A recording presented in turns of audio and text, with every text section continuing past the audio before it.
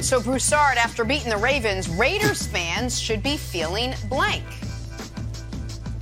Cautiously optimistic, Jenna.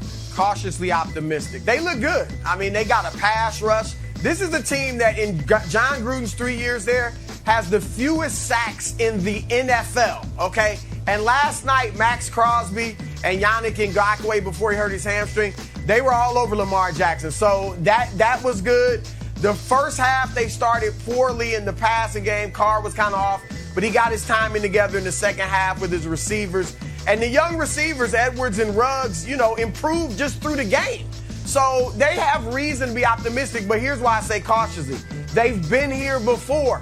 Just a year ago, in fact. They started 6-3 last year with victories over New Orleans and at Kansas City and at Cleveland. And they finished, 2-5 or whatever it was to finish at 8-8. So they got to sustain this. So cautiously optimistic. Don't go overboard. Yeah, I would be more heavy on the cautiously than the optimistic. The Raiders, despite last night, are not a very good team, except for when teams inexplicably run a zero blitz at the exact worst time. It's how they got one of those two late season wins last year. Remember that Jets game? Greg Williams, send the dogs. It's like, okay, touchdown. And then last night, the Ravens did the same thing. What are you guys doing? What are you doing in this spot? But Wilds, you're going to like my answer here. Raiders fans should be feeling ready to lap it up.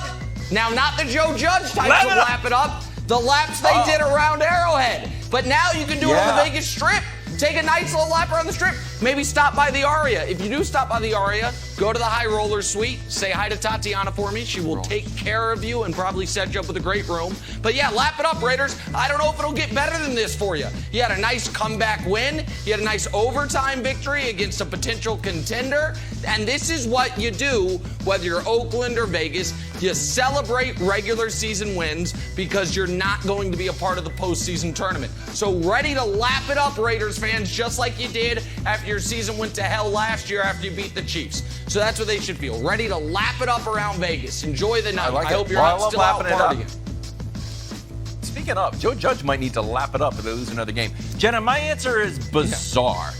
The fact that the Raiders had the game won, where literally the Ravens are on the field like, hey, good game. And then they lost the game, but with a what was the penalty? I forgot the penalty on the offensive line. And false then start. It was an interception in the end zone. I'm like, false start, sorry. I was like, you guys deserve to lose this game. You throw an interception in overtime in the red zone. But here's the bizarre part. Yeah.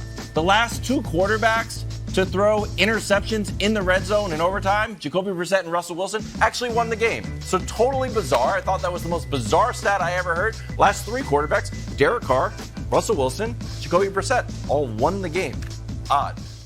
Thanks for watching. Subscribe here to get the latest from the show. Also, be sure to check out more of the best clips from First Things First, or go watch a few segments from our other shows on FS1.